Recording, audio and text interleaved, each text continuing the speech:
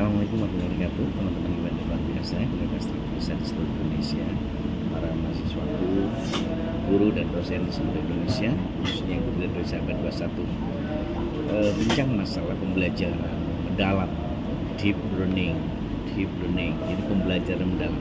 Jadi akhir-akhir ini pemerintah, khususnya Kementerian Pendidikan Dasar dan Menengah Republik Indonesia melalui Prof. Abdul Mukti itu meluncurkan pendekatan pembelajaran dengan deep learning, pembelajaran mendalam.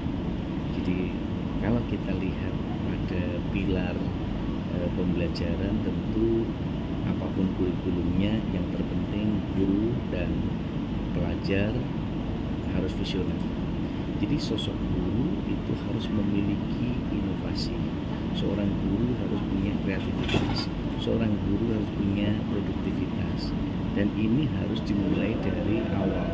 Bagaimana sosok guru itu mengenali karakteristik yang bervarian, karakteristik yang berbeda-beda dari muridnya, dari peserta didiknya. Jadi kalau dalam deep learning itu kita kenal tiga pilar utama dalam deep learning, pembelajaran mendalam ini. Yang pertama, mindful. Jadi mindful ini harus sadar. Seorang guru harus sadar bahwa murid-muridnya memiliki karakteristik yang berbeda-beda. Ada yang berasal dari geografis yang berbeda, ada yang berasal dari keluarga yang berbeda, ada yang berasal dari wilayah yang berbeda. Jadi variannya banyak. Jadi harus dipahami itu. Kesadaran sosok guru untuk melihat perbedaan, kesadaran sosok guru untuk melihat pembeda yang dimiliki oleh murid-muridnya, ini bagian hal yang terpenting yang harus kita pahami.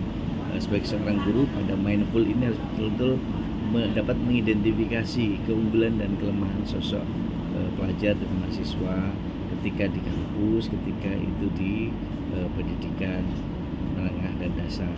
Nah, sehingga di posisi ini harus kita sadari betul sosok guru yang betul-betul mampu memetakan identifikasi keunggulan dan kelemahan murid-muridnya. Yang kedua itu meaningful.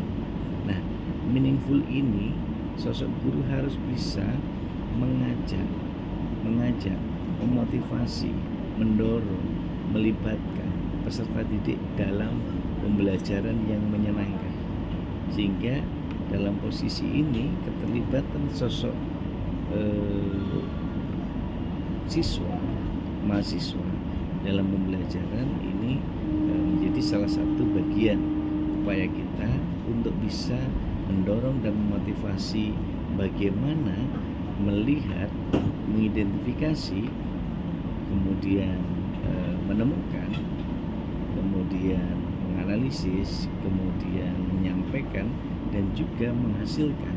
Ini secara mendalam.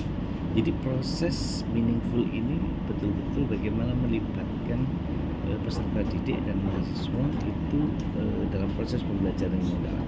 Nah, kemudian yang ketiga itu joyful. Joyful ini betul-betul enjoy, kan gitu ya, menyenangkan. Bagaimana sosok guru dan dosen abad 21 itu bisa mengajak murid dan mahasiswanya itu belajar dengan menyenangkan. Gurunya senang, dosennya senang, murid-muridnya senang, dan semuanya senang. Jika saling menyenangkan, saling membahagiakan, sehingga joyful ini betul-betul menjadi orientasi pembelajaran yang menyenangkan baik gurunya maupun siswanya.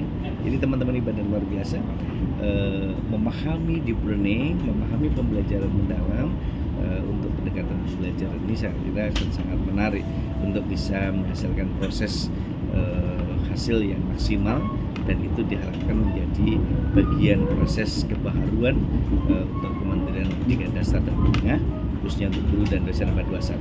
Tetap semangat, kita coba, kita mainkan, dan kita latih agar kita mampu menjadi guru dan dosen abad 21 yang mampu memahami, mengimplementasikan deep learning dan pembelajaran mendalam dalam pembelajaran kita baik di kelas maupun di kelas.